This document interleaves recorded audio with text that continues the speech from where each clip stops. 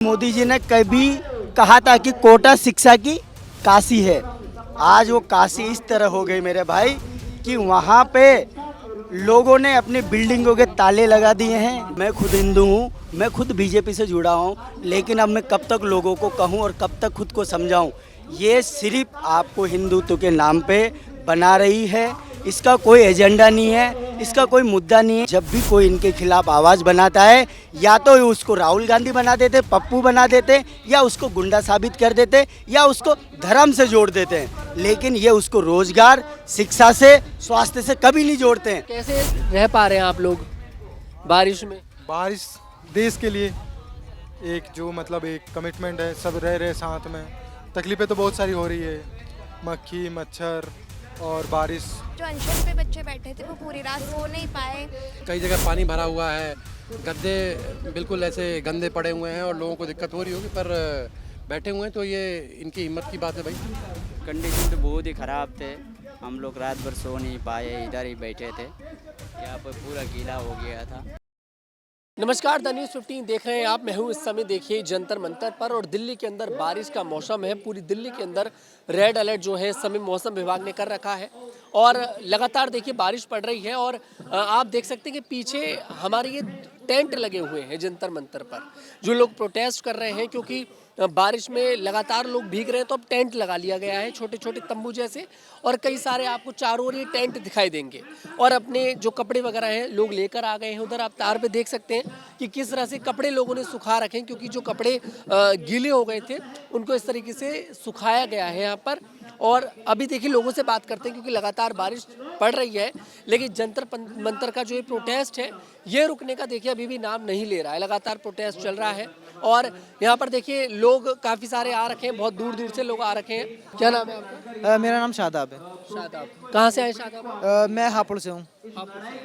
तो कैसे देखते हो आप जो ये प्रोटेस्ट चल रहा है, लगातार बारिश हो रही है, लेकिन अभी भी भीड़ कम नहीं हो रही है, लोग कम नहीं हो रहे हैं? यार आप जैसे लोग जब तक मौजूद रहोगे भीड़ कम होने वाली नहीं है। अरे हम लोग तो लगातार आ रहे हैं। हाँ, आप जैसे लोग जब तक दिखाते रहोगे ना, इम्पॉसिबल। क्या लग रहा है धर्मेंद्र प्रधान इस्तीफा तो लग नहीं रहा? 11 दिन से ऊपर सोनम वांगचुक को भी हो चुके हैं प्रोटेस्ट पर, भूख हड़ताल पर बैठे हुए, और पेपर लीक को भी बहुत टाइम हो चुका अब तो, लेकिन इस्तीफे के कोई आसार नजर नहीं आ रहे। धर्मेंद्र प्रधान कब देंगे इस्तीफा? लगता है कि देंगे कि नहीं देंगे, या फिर ऐसे ही चलता रहेगा बस प्रोटेस्ट?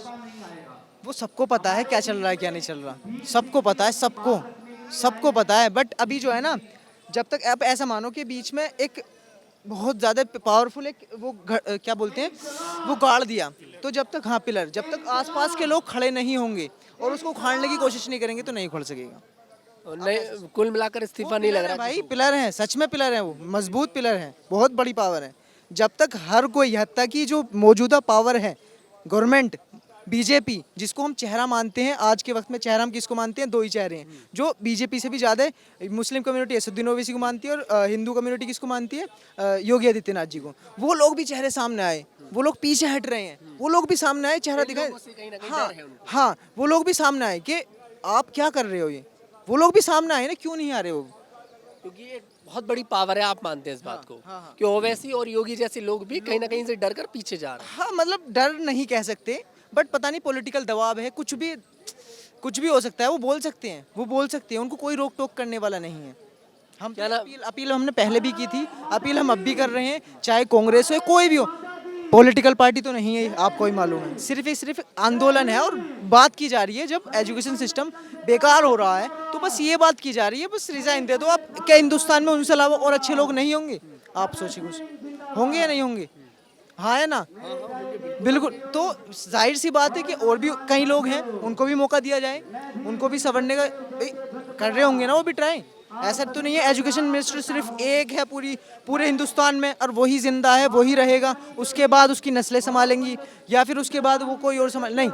तो हमें ये चीज़ सोचनी होगी कि अगर हर साल हर घंटे अपडेट हो रही, सीजेपी को देखो आप, हर 5 मिनट में रूल चेंज हो जाते हैं, हर 5 मिनट में चीज़ें चेंज हो रही हैं, हर 10 मिनट में चीज़ें चेंज हो रही हैं। अभी सुबह खाना नहीं मिला तो लोगों ने नेगेटिव फीडबैक देना शुरू कर दिया, और उस वहाँ 10 दिन से लोग, 12 दिन से लोग भूखे पड़े हैं, उनका कोई नहीं है। तो बाबा तुम यार क्यों देख रहे हो? गाजियाबाद से वो बंदा इतनी मेहनत कर रहा है, सूजन पड़ गई उसको, और हमने पर्सनली 15-15 मिनट के गैप से इंफॉर्मेशन दी है, और तुम आकर एक गलती, वो भी बारिश की, यहाँ तक भरी पड़ी है, दो बच्चे सुसाइड कर लिए। देखो हमारे, मैं राजस्थान से हूँ, कोटा राजस्थान से। आपको भी पता है कि सबसे ज़्यादा आईआईटी और आईआईटी मेडिकल के स्टूडेंट वहीं हैं। मैं बस आपके माध्यम से लोगों को ये बता दूं कि शिक्षा में किस तरह व्यापार होता है। अगर आपको जानना है तो हमारे कोटा शहर से जानो। आप लोगों ने सुना होगा कि मोदी जी ने कभी कहा था कि कोटा शिक्षा की काशी है।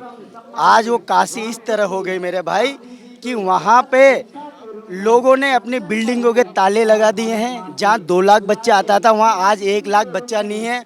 हॉस्टलों की ऐसी हालत हो चुकी है वहाँ पर कि जो हॉस्टल पहले 12-13 हज़ार रुपये में, आज उनको मजबूरी अपनी EMI देने के चक्कर में बच्चों को 6,000-7 हज़ार रुपये में खाना समेत रूम देना पड़ रहा है। और ओम बिरला जी जो हमारे कोटा से आते हैं, यहाँ दिल्ली में बैठते हैं, लोकसभा अध्यक्ष से, मैं आज मुझे इस बात का डर नहीं है चाहे मेरे खिलाफ कोई भी कंप्लेंट हो जाए, लेकिन मैं सच बोलने का साहस रखता हूँ। ओम बिरला जी ने हमारे यहाँ पे, आपने देखा होगा ये न्यूज़, आप भी तो आपने सुना कि कोटा में बच्चे सुसाइड कर रहे हैं। मैं आपके माध्यम से बता दूं कोटा में ऐसा कुछ भी नहीं है। साल में लाखों बच्चे होते हैं, एक आध बच्चा आप जानते हो कि वो आ जाता है। एक बच्चे को इन्होंने 10 बच्चे के बराबर न्यूज़ में दिखाया, फिर उन्हीं कोचिंग से ये अपना हिस्सा मांगते हैं, उसमें अपना हिस्सादारी बनाते हैं कि हमें भी पार्टनर बनाओ, तब जाके आपकी कोचिंगों को चलने देंगे। इस तरह की न्यूज़ें निकल के आती हमारे यहाँ से, कई सारी न्यूज़ें मैं बताऊँगा। तो ये ओम बिरला जी है, जहाँ से ये आते हैं आप देखना कोटा में जाके, कोटा में हमारा रिवर फ्रंट, हमारा वहाँ पे जो चंबल गार्डन इनके टाइम पे बना था कैसा खंडर हो गया, और अभी कांग्रेस के टाइम पे कोटा को चमन कर दिया। मैं खुद हिंदू हूँ, मैं खुद बीजेपी से जुड़ा हूँ, लेकिन अब मैं कब तक लोगों को कहूँ और कब तक खुद को समझाऊँ। ये सिर्फ आपको हिंदुत्व के नाम पे बना रही है, इसका कोई एजेंडा नहीं है, इसका कोई मुद्दा नहीं है। या आपको शिक्षा, रोजगार और आपको ये नौकरी नहीं दे सकती, तो ऐसी सरकार का क्या करेंगे। आज आप खुद एक न्यूज़ रिपोर्टर है, आज आपको यहाँ आना पड़ रहा है क्योंकि आप यूट्यूब पे या कहीं ना कहीं अपना एक प्लेटफॉर्म बनाना चाहते हो। क्यों? क्योंकि आपको घर चलाना, इनकम करनी। अगर आपको प्लेटफॉर्म दिया जाता तो क्या आप इन सब का सहारा लेते? आपने खुद ने अभी से ही क्यों रोजगार अपना लिया? आप जानते हैं इस देश का, आपको पता है कि मैं अगर शिक्षा के भरोसे बैठ गया तो मेरा घर खाली हो जाएगा, मेरे कर्जे हो जाएंगे, मुझे कोई नहीं स्वीकार करेगा। इसीलिए आज का यहाँ का भारत का आप देख लेना, मिडिल क्लास का बच्चा है वो पढ़ाई के साथ साथ काम भी करता है। क्यों करता है? उसे पढ़ाई भी इतना भरोसा नहीं है जितना काम पे है। क्या नाम है आपका? मोहम्मद असलम। तो कैसे देखते हैं मोहम्मद असलम, अभी बारिश देखिए लगातार पड़ रही है और बारिश के बाद भी हौसला जो है लोगों का कम नहीं हो रहा, भीड़ है, लोग टेंट लगा कर कहीं ना कहीं रह रहे हैं। तो कैसे देखते हैं आप इसे? जितनी बारिश पड़ रही है इतने ही हौसले और बुलंद हो रहे हैं। कैसे नहीं, कठिनाइयों के साथ हौसले बुलंद होते हैं। अब हम भी उत्तर प्रदेश से, यूपी से, बुलंदशहर से यहाँ आए। अब मैं भी वैसे तो आया ना हूँ भाई, मेरे भी काम है, बस ये है कि मैं अब इसलिए आया हूँ ताकि मैं भी आगे पढ़ना चाहता हूँ। अभी इंटर करा है, आगे मैं भी थोड़ा डॉक्टर बनना चाहता हूँ। तो मैं सोचता हूँ आगे कि ये कभी फिर मैं लोन लेके, कर्जा कर लेके मैं फार्म भरूं, मैं पढ़ाई की तैयारी करूं। की तैयारी करी थी आपने? नीट की तैयारी नहीं करी, सोच रहा हूं मैं करूं या ना करूं। दिल कहता करूं, अब सिचुएशन को देख के दिल करता है मत करे, क्योंकि पैसा बेकार जाएगा, लीक हो जाएगा पेपर, क्या फ़ायदा होगा। तो इसलिए मैं अब भी थोड़ा कंफ्यूज हूँ, करूँ तैयारी। था आपने 12th कब किया था? 25 में। अभी मतलब जी जी जी। तब मैं अभी कंफ्यूज हूँ, करूँ या ना करूँ, आगे को पढ़ाई तैयारी करूँ या फिर कोई वैसा काम कर लूँ, या पढ़ाई से कोई फ़ायदा नहीं होगा, वैसे ही अपने कुछ ना कुछ अपना हाथ का काम कर लूँ। मैं आपकी बात काटूंगा। आपने कहा आज का बच्चा कैसे मेडिकल करेगा, मैं आपको सच्चाई बताऊं, कोटा की मेडिकल एलन की फीस है भैया साल भर की 1,70,000 50,000। ये तो सिर्फ कोचिंग की फीस है। इसके बाद में बच्चे का स्कूल भी होता है, उसके बाद में उसका रहने का भी है। जो हमारे यहाँ नीट की बच्चा, चाहे वो गरीब घर का हो चाहे अमीर घर का हो, 5 से 7 लाख रुपए पर साल में खर्च कर देता है वो बच्चा। क्या वो बच्चा दोबारा, मैं आपसे एक सवाल करता हूँ, क्या वो बच्चा दोबारा रिपीट कर पाएगा 7 लाख रुपए फिर अगले साल के लिए? मेरा जैसा बच्चा कर पाएगा? नहीं कर पाएगा। मैं आपको बता दूँ अगर इनको वाकई में शिक्षा देनी है तो क्या ओम बिरला जी आप अंधे हो रहे हो? आपके शहर में 1,70,000 रुपये फीस ली जा रही है, आप क्यों बोलेंगे? क्योंकि आपका तो कमीशन होगा उसमें, आपको बोलना चाहिए। जो शिक्षा 70,000 रुपये में दी जाती थी, और कब? 2019-2020 में। 2026 में ऐसा क्या हो गया कि वो 1,70,000 रुपये फीस हो गई? क्या टीचरों का स्टेटस बढ़ गया या कोचिंग का स्टेटस बढ़ गया?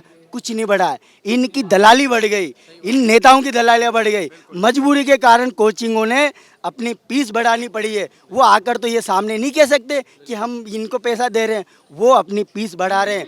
कोचिंगों का खर्चा आज भी वही है जो पहले है। और मैं आपको बता दूं, कुछ कोचिंगें आज भी बच्चों का भविष्य बनाने के लिए काम करे। जैसे हमारे यहाँ की एलन संस्था, वो बच्चों को संस्कार से लेकर सफलता तक का वादा करती है। और वो जो बच्चे अपनी आंखों में ख्वाब लेकर आते हैं डॉक्टर को, उस सपने को साकार करता है हमारे यहाँ का एलन।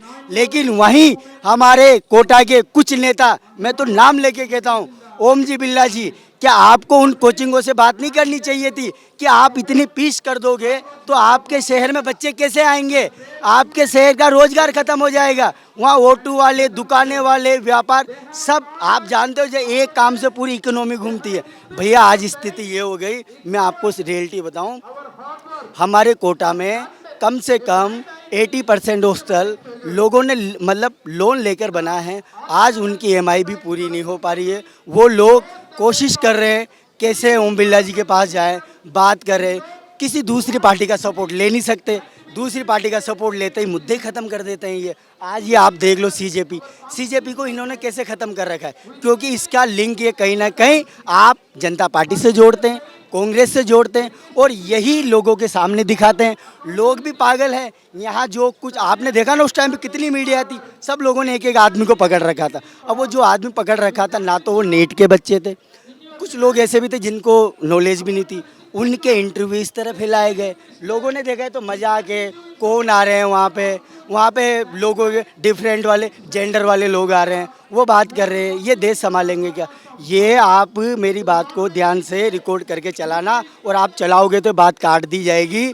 ये जब भी कोई इनके खिलाफ आवाज़ बनाता है, या तो उसको राहुल गांधी बना देते, पप्पू बना देते, या उसको गुंडा साबित कर देते, या उसको धर्म से जोड़ देते हैं। लेकिन ये उसको रोजगार, शिक्षा से, स्वास्थ्य से कभी नहीं जोड़ते हैं। आप इन मुद्दों को रोजगार से जोड़ो, शिक्षा से जोड़ो, स्वास्थ्य से जोड़ो। आप इनको किससे जोड़ रहे हो?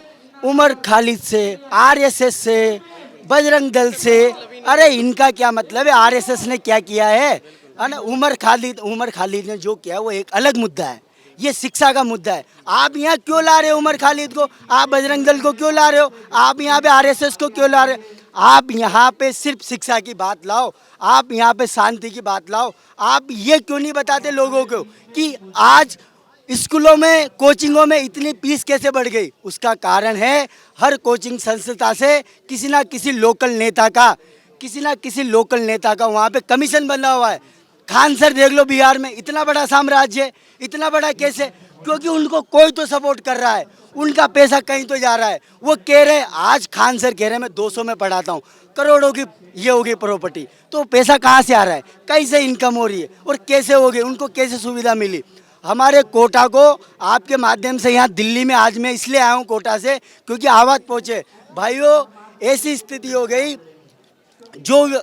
जो आदमी वहाँ पे काम करके दिन भर का एक नॉर्मल मजदूर एक महीने का 10 से 15 हज़ार रुपये कमाता था, आज वो मजदूर 4-5 हज़ार रुपये के लिए तरस रहा है। हमारे कोटा में पहले इंडस्ट्री थी, इंडस्ट्री एरिया, वो ख़त्म कर दिया क्योंकि वहाँ से पैसा नहीं मिला इन्हें। उसके बाद में हमारे यहाँ पे भगवान की दया से कोचिंग इंडस्ट्री चली और अभी भी बढ़िया चल रही है। और कोचिंग वालों ने पढ़ाने में, शिक्षा में, बच्चों को रखने में कोटा ने कभी कोई कमी नहीं काटी, लेकिन इन्होंने दलाली लेने में भी कोई कमी नहीं काटी। ओम बिरला जी ने, मैं आपके मन से कह रहा हूँ, लोगों ने कहा कोटा में बच्चे मरे, सुसाइड कर रहे हैं, ये सब गलत था। आज मैं इसकी यहाँ पे सच्चाई बोल रहा हूँ। ऐसा नेगेटिव माहौल करके कोचिंगों के मालिकों को डराया जा रहा था, आपकी कोचिंग बंद हो जाएगी, बच्चे नहीं आएंगे, इसलिए उनको पैसा दो। लेकिन मैं वहाँ के कोचिंग मालिकों की दाद देता हूँ, उन लोगों को अपनी शिक्षा पे भरोसा था, उनको अपने टीचर पे भरोसा था, उनको अपने अनुशासन पे भरोसा था। उन्होंने नेताओं के साथ धांधली नहीं की, लेकिन हमारे कोटा को आज भी ओम बिरला जी ने इतना दबा रखा है। आप ओम बिरला जी का, अगर आपके माध्यम से मेरी बात जाती है तो मैं ये कहता हूँ कि धारीवाल जी ने, हमारे यहाँ के कांग्रेस के नेता है जो राजस्थान में मंत्री भी रहे, उन्होंने पूरे कोटा को चमन कर दिया, पार्क बना दिया, क्या बना दिया। अब तो उनके काम को झुटलाया जा रहा है।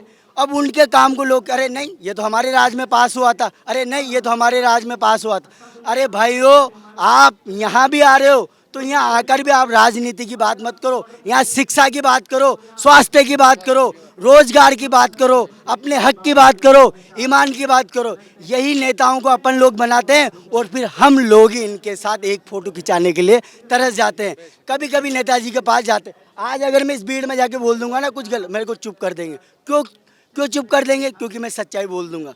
मैं आप लोगों को एक जानकारी दे दूं, शिक्षा का व्यापार कोटा में नहीं पूरे देश में हो गया और अब इसमें राजनीति अंदर आ चुकी है। अगर आप बारीकी से जांच करेंगे तो ये पाएंगे कि बड़े बड़े नेताओं के बच्चे फोकट में पढ़ रहे हैं, बड़ी बड़ी कोचिंगों में। क्यों पढ़ रहे हैं? उनको सुविधा मिली जा रही है, उनको पर्सनली टीचर दिए जा रहे हैं।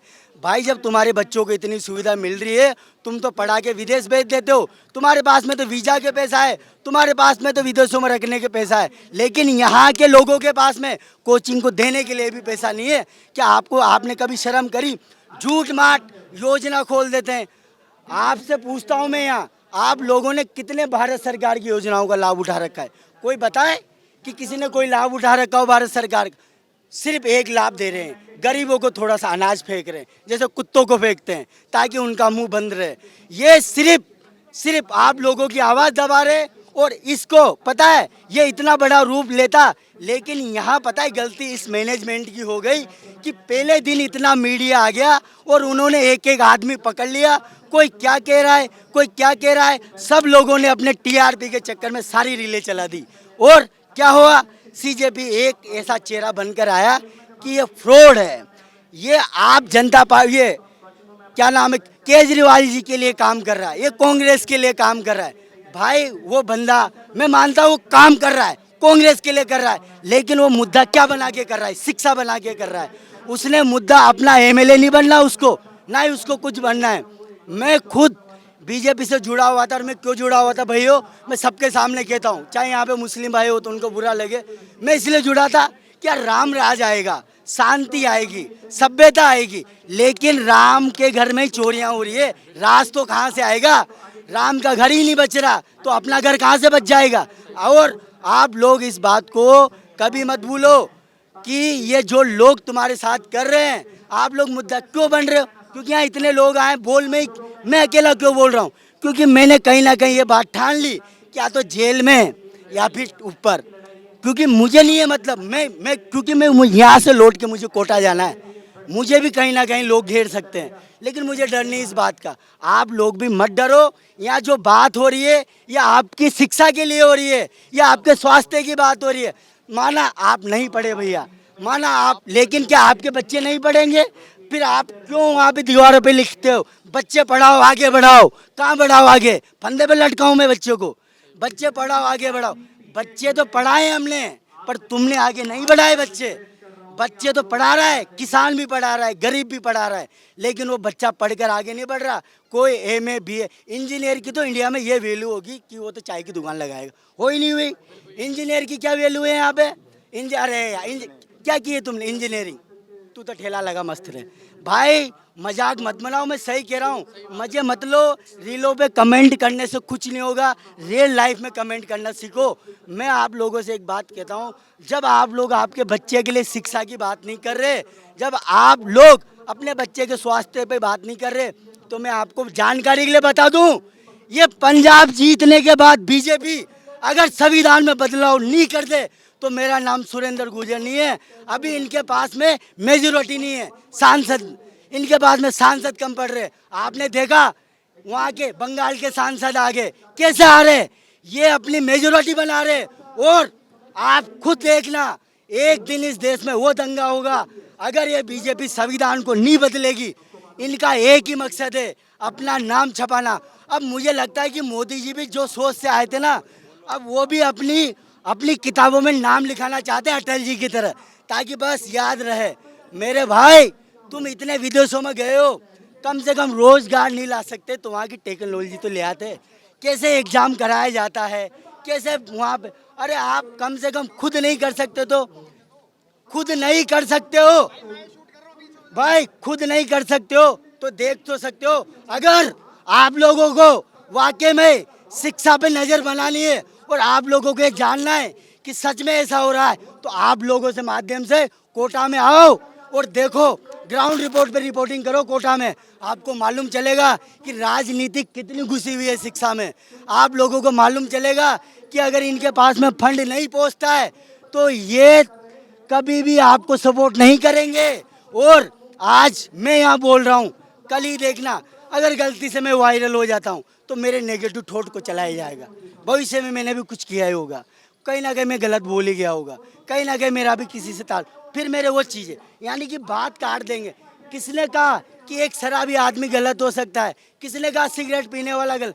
भाई साहब, बड़े बड़े इतिहास है, लेकिन ये लोग उनकी अच्छाई को दिखा के उनकी अच्छाई को तो छुपाते हैं, बुराई को दिखाते हैं। आप लोगों ने ये बात कभी, इतने दिनों से चल रहा है, क्या एक बार इनको बुला के नहीं पूछा जा सकता कि सर आप वहाँ क्यों बैठे हो, आप हमें बताओ, सजेशन दो, क्या करें। और ये लोग भी पागल है। धर्मेंद्र का वो मांग रहे इस्तीफा, अरे इस्तीफे से क्या होगा? आज धर्मेंद्र है तो कल दूसरा नरेंद्र आ जाएगा, कल कोई और आ जाएगा, और वो कब, जब जेब भर जाएगा फिर चला जाएगा। उसको हटाओ, उसको क्या मतलब है? मैं आपको कह रहा हूँ, मैं इस्तीफा नहीं मांगो, इस्तीफा मत मांगो, सिस्टम मांगो।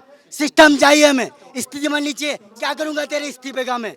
हाँ, मेरे लिए, क्योंकि तेरी तो जेब भर गई, अब तो तू तो 7 पीढ़ी तक भी बैठ के खाएगा, पर मुझे सिस्टम चाहिए। तुम्हारे बाद में कोई दूसरा आएगा, वो भी ऐसे ही करेगा, वो भी ऐसे ही करेगा, फिर अपन रोड पे आ जाएंगे। इसको हटाओ भाई साहब, मैं आपको बता रहा हूँ, इस्तीफा नहीं चाहिए हमें, ना तो मोदी जी का चाहिए, ना अमित शाह का चाहिए, हमें सिस्टम चाहिए। अगर सिस्टम नहीं है, सिस्टम नहीं है आप लोगों के पास, तो इसी जनता में कई लोग पढ़े लिखे हैं, उनको बिठाओ, उनकी मेजोरिटी लो, कैसे सिस्टम बनाया जा सकता है। अगर आप, और मेन बात, एक बात जो आप लोगों ने ध्यान ही नहीं दिया, 22 लाख बच्चों ने पेपर दिया, पेपर लीक हो गया, ये तो सबने मुद्दा बना लिया, लेकिन पेपर लीक क्यों हुआ? इनके पास नौकरियां नहीं है देने के लिए। अगर उसमें बच्चे पास हो जाते तो कहाँ नौकरियां देंगे? ये कहाँ देंगे? वो बच्चे कॉलेजों में पढ़े मेडिकल के, उन्हीं को कॉलेज ने उन्हीं को नौकरियां नहीं दे पा रहे। अगर आप लोगों को बता दूं, ये पेपर लीक नहीं होते, इन लोगों के पास में नौकरियां नहीं है आपको देने के लिए, तो क्या करे? बस ये एक ही बहाना है, लीक हो गया, फिर अगले साल। तो मैं आपको बताऊं भाइयों, रियलिटी पे बात करो, अच्छाइयों पे बात करो। ये राजनीति, धर्म, ये जब तुम लोग जानते हो, कुरान में लिखा है कयामत आएगी, गीता में लिखा है अंत होगा, तो अंत तो होना ही है। मैं और आप क्या रोकोगे? जब राम नहीं रोक पाए अंत को, श्री कृष्ण नहीं रोक पाए, तो आप और मैं रोक लेंगे अंत को? ये मोदी जी रोक लेंगे अंत को? हाँ जी, मेरा मेन मुद्दा ये है कि ये इस्तीफे की जगह सरकार से सिस्टम मांगे, ये स्वास्थ्य के ये लोगों से रोजगार की जगह स्वास्थ्य मांगे। स्वास्थ्य कैसे मिलेगा?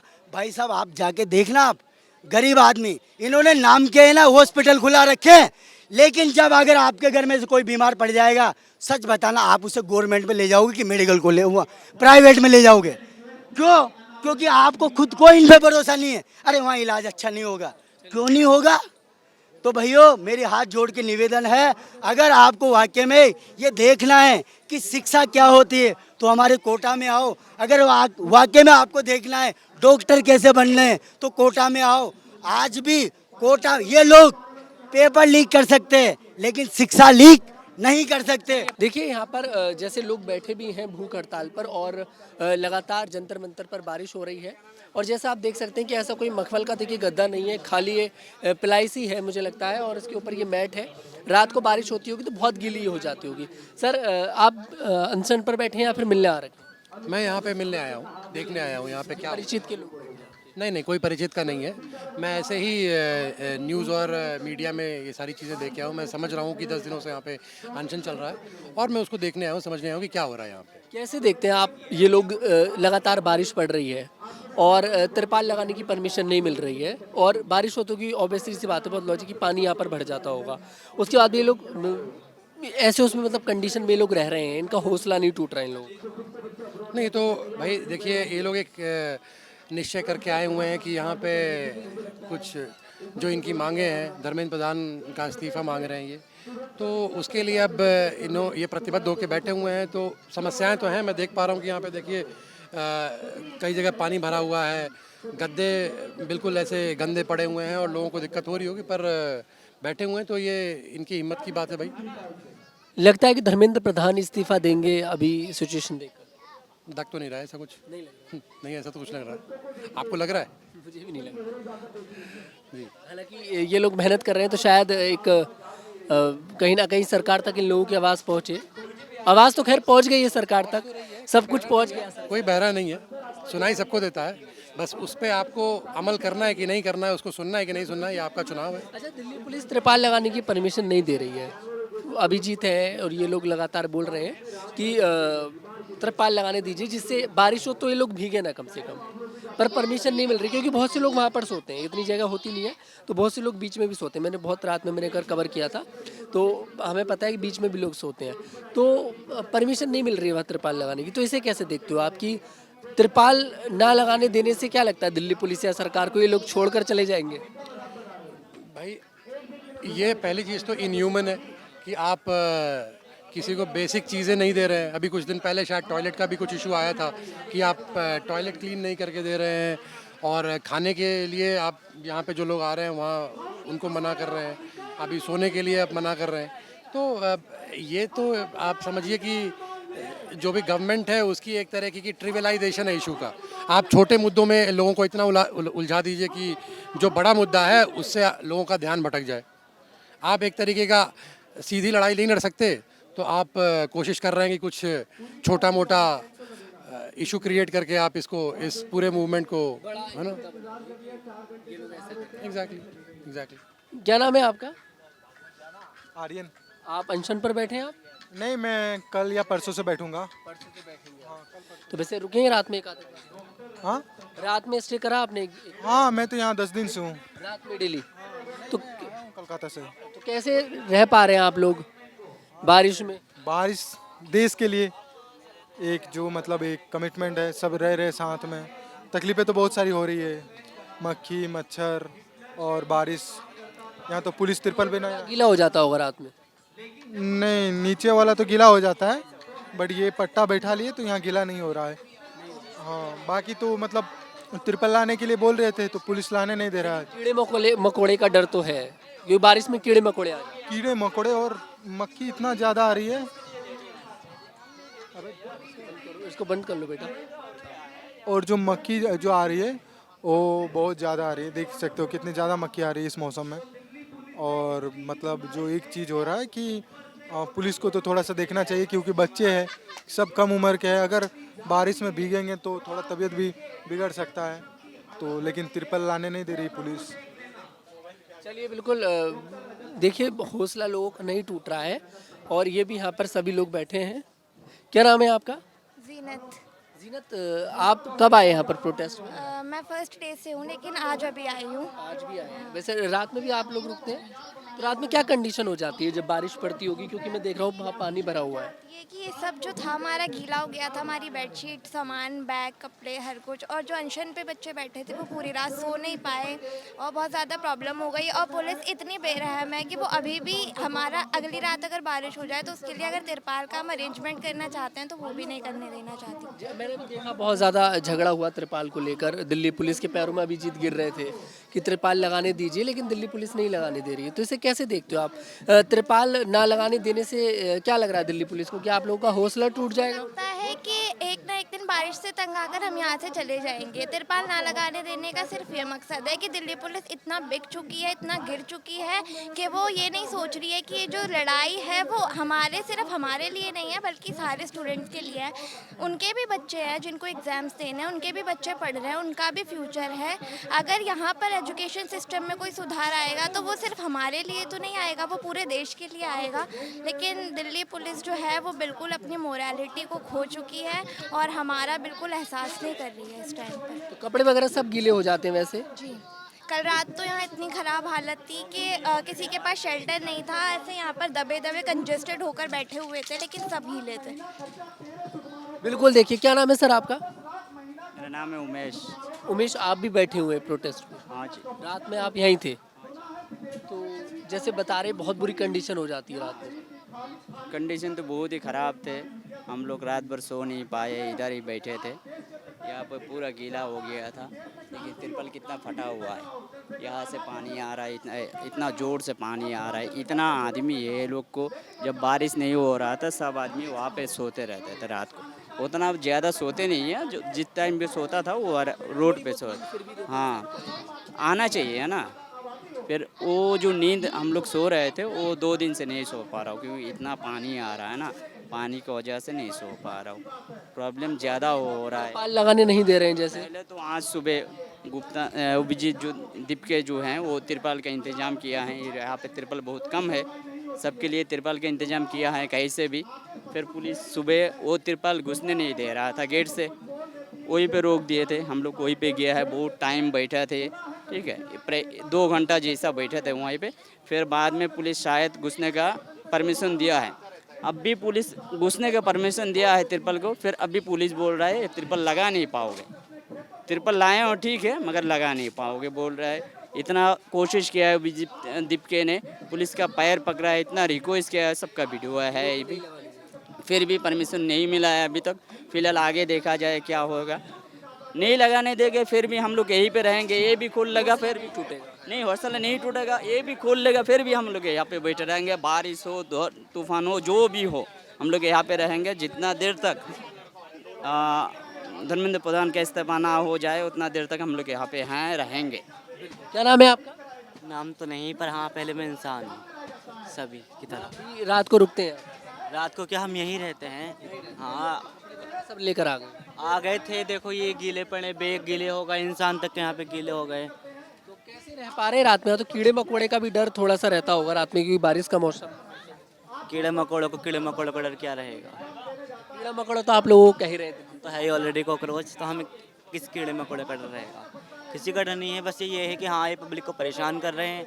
तिरपाल तुम्हें पता है अंदर आने नहीं दे रहे। वो क्यों नहीं आने दे रहे? कि बारिश पड़ेगी, बीमार होंगे तो यहाँ से जाएंगे। टॉयलेट का पानी बंद कर देते हैं, परेशान होंगे जाएंगे। फ़ोन मतलब लाइट बंद कर देते हैं कि चार्ज नहीं होगा फ़ोन जाएगा। फिजिकली टॉर्चर नहीं किया जा रहा, लेकिन मेंटली टॉर्चर करने की कोशिश करी जा रही है कि इनको तोड़ दो पूरी तरीके से। धीरे धीरे धीरे करके वो सारी चीज़ें कर रहे हैं। हाँ, काम भी हो जाएगी, दिल्ली पुलिस ने करने दिया और ये खुद चले गए। कि कुछ कहे ना वो क्या कहते हैं, सांप भी निकल जाए लाठी भी ना टूटे, सांप भी मर जाए लाठी भी ना टूटे, वो काम ही कर रहे हैं। लेकिन मुझे लगता नहीं है आप लोगों का हौसला टूटेगा, क्योंकि बारिश में देख रहा हूँ बहुत लगातार, अब तो 3-4 दिन से पड़ रही है, फिर भी आप लोग लगातार बने हुए हैं यहाँ पर। टूटना होता तो अब तक टूट जाता, पता नहीं कब का टूट जाता। जितनी परेशानी आई है तो सबका ही टूट जाता। हौसला तो नहीं टूटेगा, लेकिन पुलिस जो ये कर रही है, गवर्नमेंट ये जो करवा रही है, वो इसलिए करा रही है कि स्टूडेंट इमोशनल हो गए या टॉर्चर हो गए, कोई ऐसी हरकत कर दे जिससे उन्हें मौका मिल जाए कि ये पीसफुल प्रोटेस्ट नहीं है और वो हमें निकालने का एक मौका यहाँ से ढूंढ पाए। लेकिन हम बड़ा कामली इस सिचुएशन को हैंडल कर रहे हैं, अपने गुस्से पे कंट्रोल करते हुए हर सर्कमस्टेंस को झेल रहे हैं, चाहे बारिश हो चाहे धूप हो, हम यहाँ पर बने रहेंगे। जीनत, क्या लगता है इतनी सिचुएशन के बाद भी धर्मेंद्र प्रधान के इस्तीफे की कोई चर्चा नहीं है? पहले चर्चा थी कि 3 या 4 जुलाई तक रीशफल होगा मोदी कैबिनेट में, तो शायद उनका जो विभाग है, जो मंत्रालय है, वो बदल दिया जाएगा, लेकिन कुछ ऐसा अभी तक हुआ नहीं है। तो क्या लगता है कि धर्मेंद्र प्रधान का इस्तीफा होगा, मंत्रालय बदला जाएगा, या फिर कहते हैं कि मोदी सरकार तो जिद्दी है, वो करती वही है कि जो उसको करना होता है, या फिर ऐसे ही चलता रहेगा?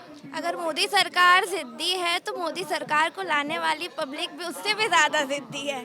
हम यहाँ से नहीं हटेंगे। और ऐसा नहीं है सिर्फ यूथ यहाँ पर है, हमारे पेरेंट्स भी हमें सपोर्ट कर रहे हैं। जो है वो बहुत एक बड़ा जो पार्ट है इंडिया का, वो मोदी सरकार के खिलाफ है। हर कोई, हर वर्ग उससे परेशान है, और अगर ये जिद पे उतरेंगे तो पूरा देश जिद पे उतरेगा। क्या नाम है आपका?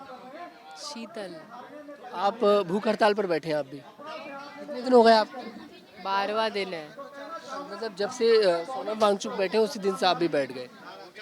अभी तक तो देखिए कोई कंडीशन लग नहीं रही कि धर्मेंद्र प्रधान इस्तीफा देंगे, क्योंकि लगातार वो बयानबाजी कर रहे हैं। पहले रीशफल की चर्चा थी कि मोदी कैबिनेट में बदलाव हो सकते, तो शायद उनका मंत्रालय बदल दिया जाए, लेकिन अब रीशफल भी नहीं हो रहा। शायद मॉनसून सत्र के बाद जो है रीशफल होगा, तो तब तक आप लोग भूख हड़ताल पर बैठे रहेंगे? मॉनसून सत्र के बाद रिशफल हो, हम जब तक बैठे रहेंगे जब तक हमारी बॉडी साथ देगी, वरना सोनम वांगचुक सर तो हैं ही, वो तो बैठे ही रहेंगे तब तक। अभी लगातार उसके बाद भी लगातार बारिश भी पड़ रही है।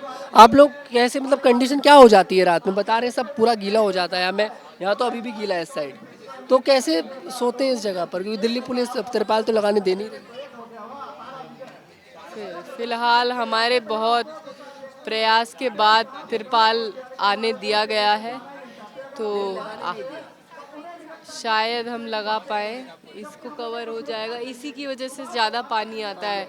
ये भी थोड़ा आगे से आगे बढ़ना चाहिए तो पानी कम आए, तो हम कोशिश कर रहे हैं इसको थोड़ा सा और व्यवस्थित बनाने की, तो हम ना भीगें। अभी तो फिलहाल भीग ही रहे हैं। ज़्यादा बात करूँगा नहीं, क्योंकि आप हड़ताल पर हैं और मैं समझ पा रहा हूँ कि बोल आप नहीं पा रहे हैं। क्या नाम है सर आपका? सौरभ यादव। आपको भी 12वां दिन है? मैंने कल शाम 6 बजे अपना 11वां दिन पूरा करके ख़त्म किया है अनशन। हाँ, मेरी मतलब कैपेसिटी थी मेरी आगे बढ़ाने की। नहीं, मेरी पूरी तबीयत साथ दे रही थी, पर मेरे साथी लोगों की तबीयत थोड़ी ठीक नहीं थी, तो मुझे लगा कि कोई देख रेख के लिए भी होना चाहिए। और आगे 20 तारीख का भी हमारा मार्च वगैरह का प्लान है, तो हर जगह रिप्रेजेंटेशन होना चाहिए। हर तरीके से फेज़ वाइज जो लड़ाई हमें लड़नी है उसमें हमारी भागीदारी होना बहुत ज़रूरी है। ऐसा है कि हम 20 दिन तक भी हम लेटे रहते तो हमारी क्षमता नहीं होगी कि हम लोगों के साथ अगुवाई कर सकें, सामने जाके लड़ सकें लोगों से कि अगला मुद्दा क्या है हमारा। तो इसलिए मैंने फिर कल शाम ख़त्म किया है। अभी लगातार बारिश पड़ रही है, तो कैसी सिचुएशन यहाँ हो जाती है? क्योंकि रहना तो बहुत मुश्किल हो जाता होगा यहाँ पर। कोई भी जब अपने देश के लिए आपने जब भी इतिहास में कोई अच्छा काम किया है तो उसमें कभी सुविधाएं नहीं देखनी चाहिए। मुझे लगता है जो है उसमें रह के वो लड़ाई लड़नी चाहिए, और इससे हमें मोटिवेशन ही मिलता है। रात में छतरी लगाते हैं, एडजस्ट करते हैं, सुबह को गीले हुए को उधर थोड़ा सुखाने की कोशिश करते हैं। तो ये सब पार्ट है, ये इमोशन क्रिएट हो रहा है हमारे भीतर कि हमने किस तरीके से ये लड़ाई लड़नी शुरू करी है। तो कुछ अच्छा भी होता है, कुछ बुरा भी होता है। आप भी सर क्या कहेंगे? थोड़ा सा तो कुछ कहिए जो लोग अनशन पर बैठे। चलिए, बिल्कुल देखिए, लगातार ये लोग अनशन पर बैठे हैं, और अभी तक तो धर्मेंद्र प्रधान मुझे नहीं लगता कि इस्तीफे की कोई चर्चा है, लेकिन इन लोगों का हौसला लगता नहीं कि टूटेगा, क्योंकि बारिश भी पड़ गई है। दिल्ली पुलिस भी एक तरह से फिजिकली टॉर्चर नहीं कर रही है, लेकिन मेंटली टॉर्चर करने की पूरी कोशिश कर रही है। त्रिपाल वगैरह नहीं लगाने दिया जा रहा है। फिलहाल त्रिपाल अंदर आ गया है, लगाने देते कि नहीं लगाने देते वो आगे की सिचुएशन बताएगी, क्योंकि अभिजीत भी लगातार हमने देखा कि पैरों में गिरते नजर आए यहाँ के जो ACP हैं, लेकिन परमिशन अभी मिली नहीं है। मैं तनुज दीक्षित, कैमरामैन मोहित राणा के साथ।